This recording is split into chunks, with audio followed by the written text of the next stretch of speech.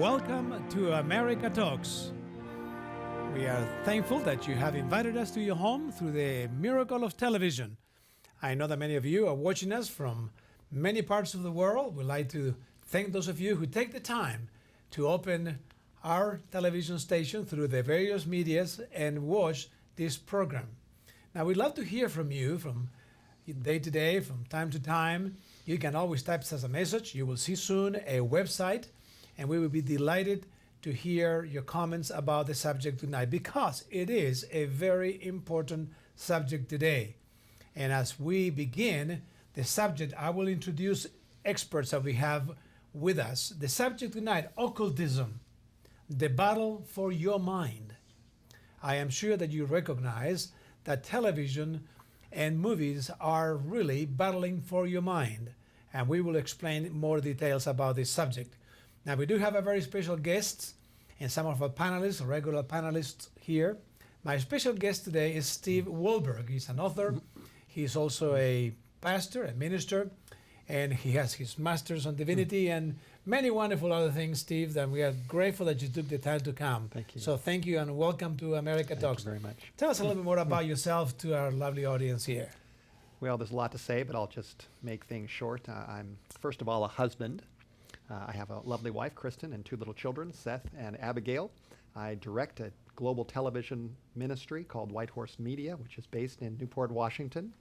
I've written 24 books. I've been on hundreds of radio shows as a guest. 500, as I understand. I've lost count. I don't count them anymore, but I've expanded my attempts to share Jesus and the Bible into lots of different places. We have radio shows. So we mentioned we produce television programs. Right.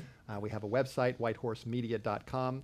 I give seminars across the country and overseas, and I'm just very blessed as a man and as a family person. I appreciate Safe Television, and the goal of our ministry is to make life a little safer, a lot safer, for those that read our books and go on our website and are exposed to our television programs. Thank you for being with us, Steve, and we'll talk a little more about the things that the Lord has blessed you with and the activities you've done in the past. Thank you. To my left here. Yes, I'm Glenn Hill, former pastor of the Decatur Seventh-day Adventist Church, retired since June of last year. Thank you. I don't know about retire. I've seen you traveling all over the world with your campaigns and so on. We are blessed to have Pastor Hill with us, and of course, Bob. He's retired more times than anyone I know of. I'm Bob Abrahamson, former mayor of Gentry and also president of Lou Jacks. Well, thank you for being with us, Bob, again. And really, the subject tonight, occultism and the battle for your mind. When we think about the things that we are exposed to day by day, when you think about just commercials alone, I mean, how many times you have made a decision based on what you see on television? Maybe the choice of food, or a choice of clothing, maybe some toys for your kids. I mean, you do realize that television has a tremendous power in your mind. But not only television, this also, of course, comes through the movies and magazines and internet, of course, and all the new technologies that are going to be created more and more are battling for your mind. So you can make a decision based on what they or whoever is trying to incite you to think the way they do or buy what they want you to buy. And so, but where this battle began, and that's the question, why cannot we be free and safe in the way we think, the way we act? When we think about our kids, you have grandkids, Glenn, as I do, and yes. you too.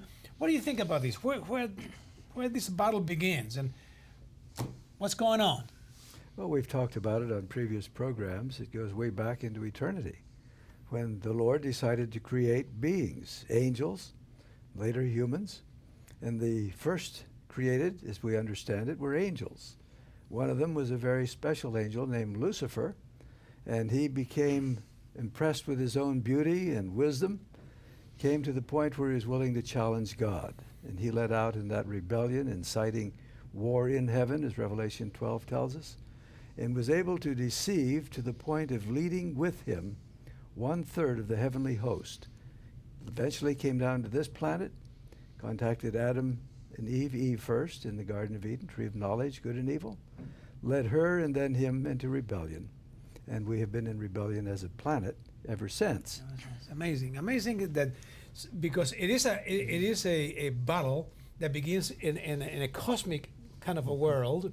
And when you think about the many movies Yes. that have been made with this kind of scenario, people will say to Glenn, you've been watching a lot of TV to create that kind of a...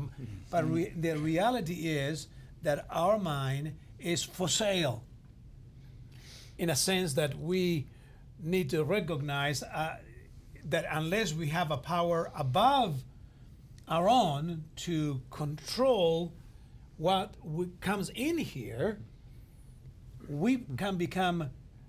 There are predators out there that they will actually possess your ability to even think and make decisions. So we need help.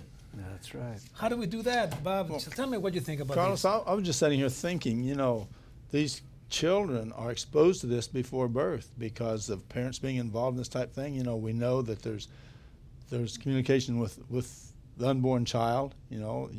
Kids are born, they recognize voices. But if they're exposed to this type of thing with their parents, then it's going to carry through. They've had the exposure before they see TV. So, voices, music, I know that. I remember my daughter, she would love to play little cute songs to her little belly. Sure. and apparently the child does have still today an attachment to certain melodies, that is soothing, is calming. So Steve, how do you take these? You've been through your ministry, through your work as a pastor, as an author, and as a researcher, discover that there is some real issues here that are plaguing our society, surely the Christian world even. So how do you address these? Sure. Well, it's obvious that we are surrounded by influences, as you've mentioned. Even children that are still in their mommy's body are exposed, and they can recognize the voices. When my little boy was born, Seth, my first child, as soon as he came out of his mother's body, I was right there, and he was screaming, and they laid him right next to me, and I looked at his little bloody body, and I said, Seth, it's your daddy.